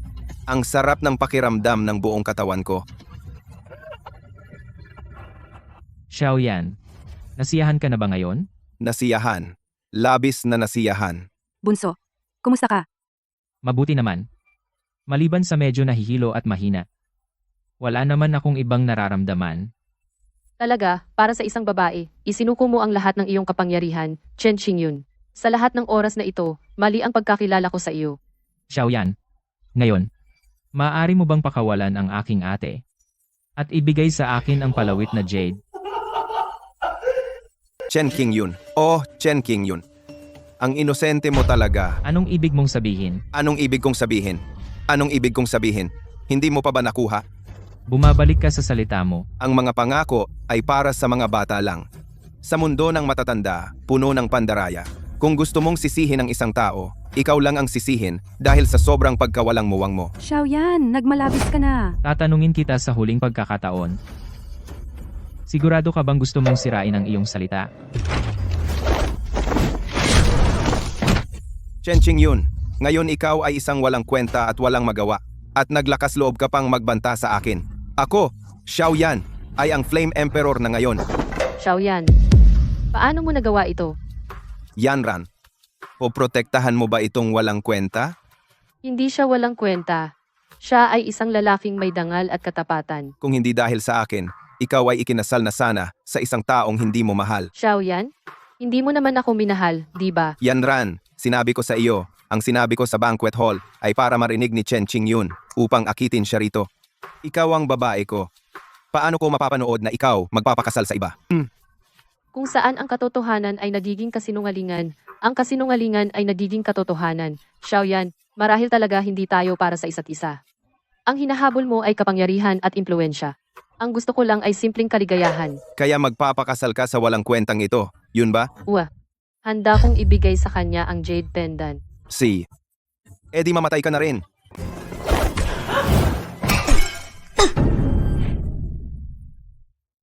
Buisit ka. Mahal na mahal ka niya, pero sinaktan mo siya. Bata, mamamatay ka na. Bakit ka pa nagpapakabanal? Babae ko siya, at aso ko rin. Ang gusto kong gawin ay wala kang pakialam. Alam mo ang pinakamalaking pagkakamali mo? Ay hindi mo dapat iniwan ang madilim mong enerhiya sa aking pangalawang ate. Alam mo, ang madilim na enerhiya na iyon kaya ko itong gamitin, kahit saan. Ano ang sinabi mo?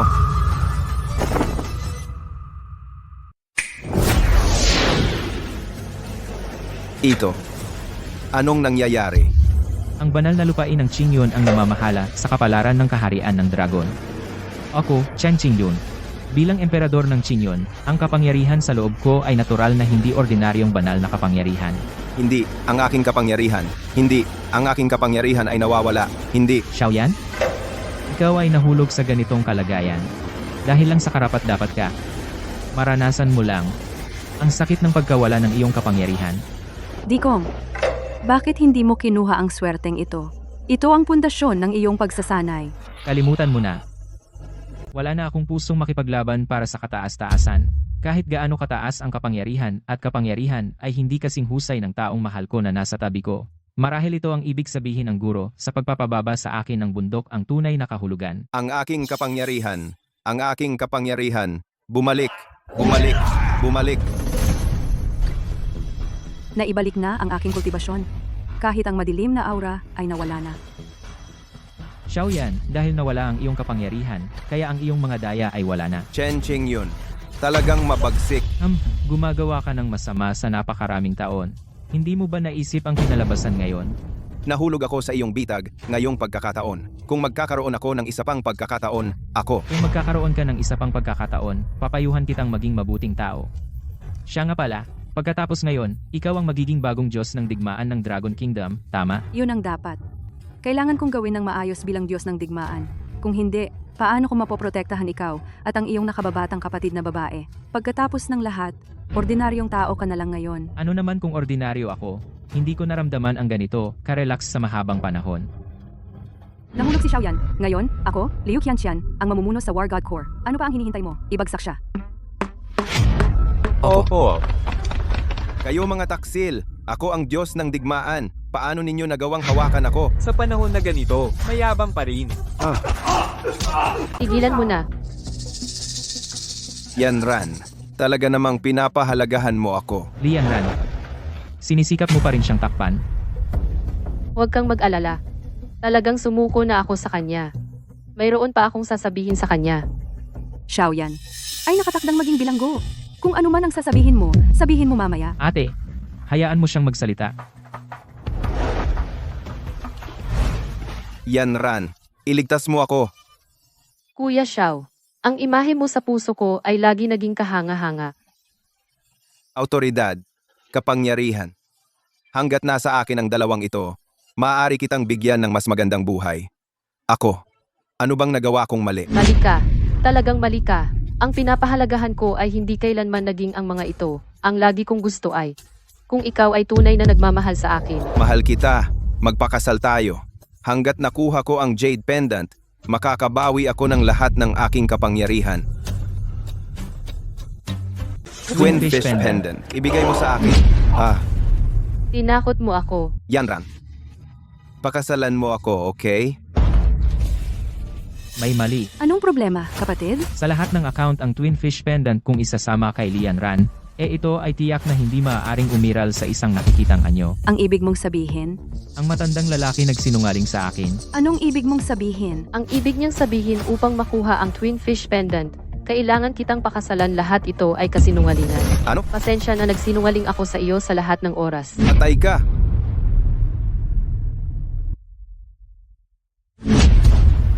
Xiaoyan, alam kong gusto mo ang Twin Fish Pendant pero hindi ko kaya panatilihin ka. Kailangan kong gamitin ang kasinungalingang ito para manatili tayong magkasama. Kaya ganoon pala kaya lahat ng ito ay gawa ng Master. Alam niya sa lahat ng oras. MP ang matandang lalaki malamang ay natatawa sa akin ngayon. Kunehong bata, wala kang alam. Master, Pagbati, Panginoon ng banal na lupain. Ikaw pala, ang nagbigay sa pamilya ko ng alamat na iyon. Isang nakatagong master. Hoy, bata, huwag kang masyadong mataranta.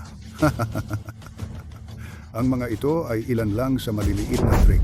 Maliit na trick. Master, talagang pinahihirapan mo ang bunso nating kapatid. Hoy, dahan-dahan lang. Ginagawa ko ito ay may dahilan. Chen Qingyun, ang mirror break ng banal na lupain, ay masyadong madali. Kung hindi, bigyan ka ng pagsubok. Natatakot ako na sa bandang huli, ito ay makakasira sa iyong dawar. Pero Master, hindi ba narating ko na ang antas ng emperador? Ikaw na iyan ay peking antas. Hanggat pumasa ka sa emotional trial, iyong tunay na makakamit ang immortal na emperador. Kaya, break. Ang aking kapangyarihan ay bumalik. Mula ngayon, hindi ka lang Emperador Qingyun. Ikaw na rin ang susunod na Panginoon ng banal na lupain. Ito ang Qingyun token. Ikaw ay dapat na maingat itago ito. Kumusta naman kayo, Master? Ako ay natural na.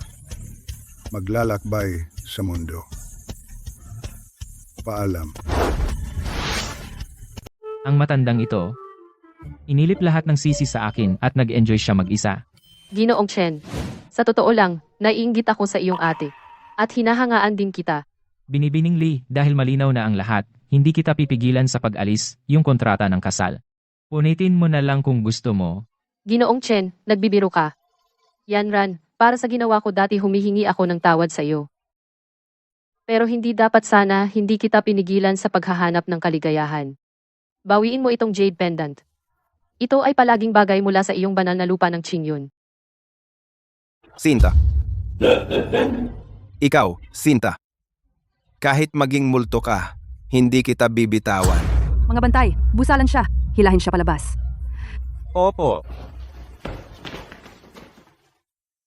Binibining Lee, sana maging masaya ka.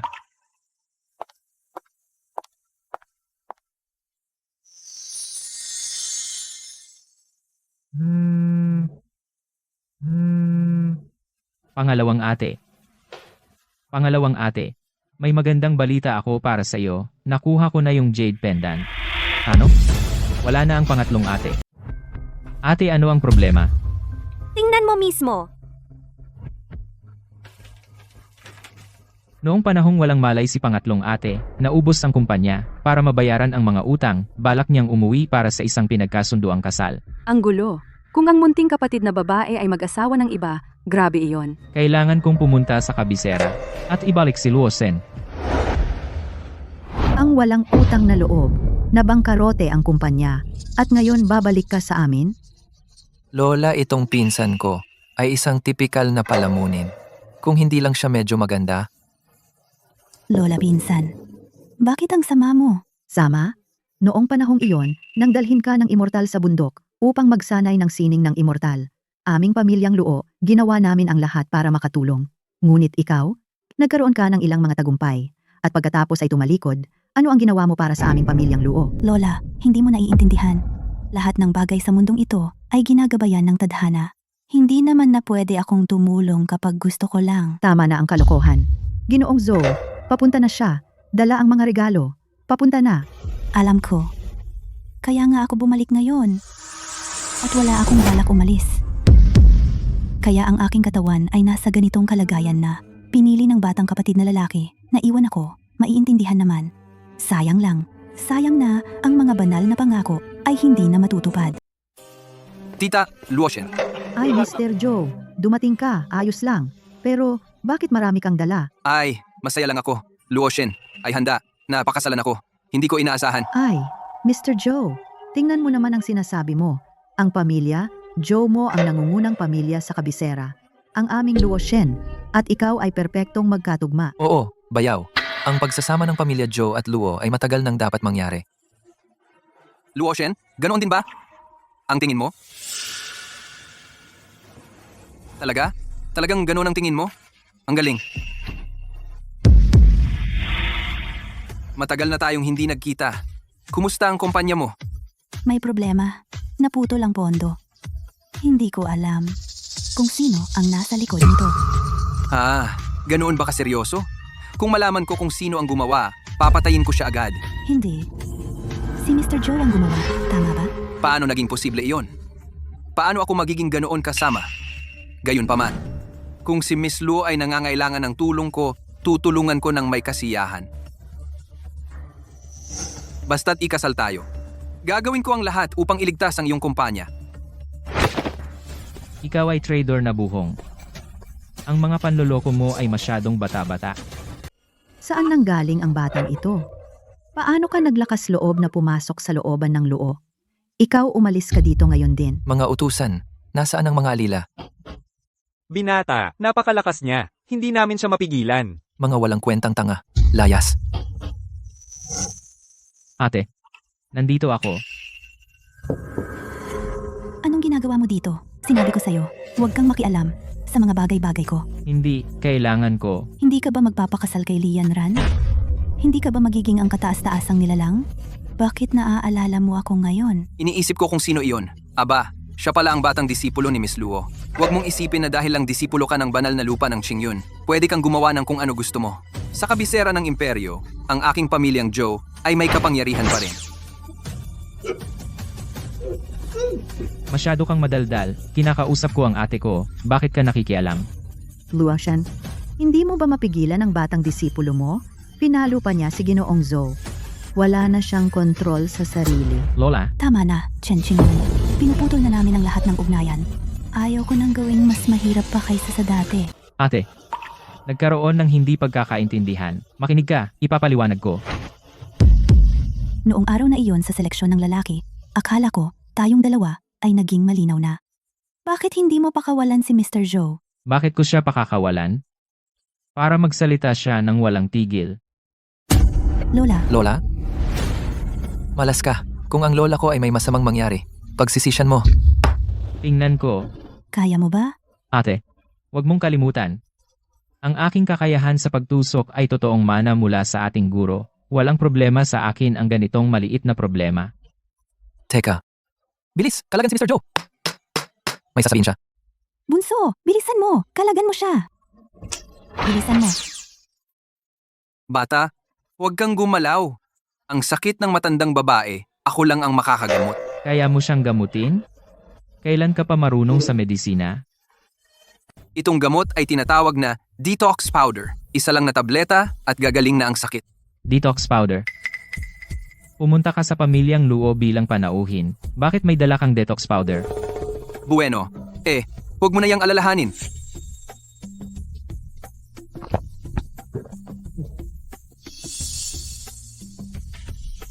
Pagkatapos maging isang tunay na dakilang emperador, kahit ang mga sakit na tulad nito ay makikita ng malinaw, mukhang minana ito ng ikatlong nakatatandang kapatid mula sa kanyang lola. Tapos na. Gumaling na ang matanda. Sigurado ka ba na gumaling siya? Siyempre. Sigurado ako ng 100%. Miss, huwag mo na akong pasalamatan. Tungkulin ko ito. Lola? Lola. Anong nangyayari? Bakit pareho ang sintomas sa akin? Master Zhou, anong nangyayari? Bakit biglang nagdurugo ang lola ko? Hindi. Malinaw na ininom ko ang antidote para sa lason ng spring pill. Lason ng spring pill?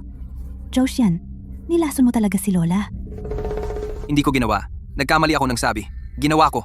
Magsalita ka. Ano ba talaga ang nangyayari? Ako, hindi ko alam. Si Master Zhouang, nagpilit sa akin na sumama sa kanya. Kung hindi, babaliin niya ang mga binti ko. Anong kalokohan ang sinasabi mo? Hindi ako nagsasabi ng kalokohan.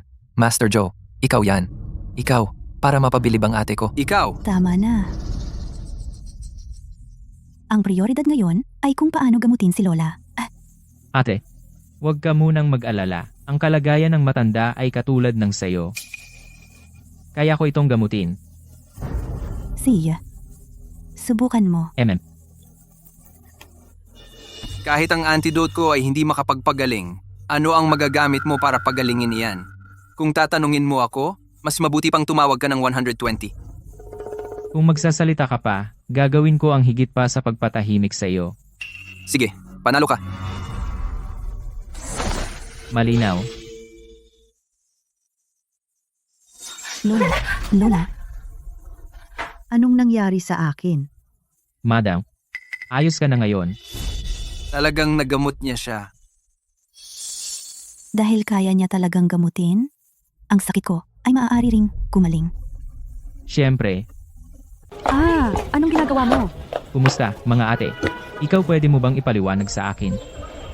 Ngayon ako'y, hindi ko mapapawalang sala ang sarili ko kahit anong gawin ko. Akala ko may seryosong bagay. Busy ako. Ang hilagang kampanya ng lehiyon ng Diyos ng Digmaan. Talagang hindi ako makaalis. Ganun din, kamakailan, abala ako sa inyong dalawa. Ang aking mga fan groups ay nagkakagulo. Ate Kian, tulungan mo na lang ako. Narinig mo mismo ang sabi ng Master. Lahat ito ay inayos niya. Tama iyan. Bunso, kung hindi para makuha ang Pisces Jade Pendant para gamutin ang sakit mo, hindi ka dinaya ng bunso nating kapatid na lalaki. Sinabi ko lang iyon. Pangatlong ate, dahil lumabas na ang katotohanan, pwede ka nang tumigil sa pag-arte. Kayo tatlo ay magkakasabwat. Ako lang ang ginagawang tanga.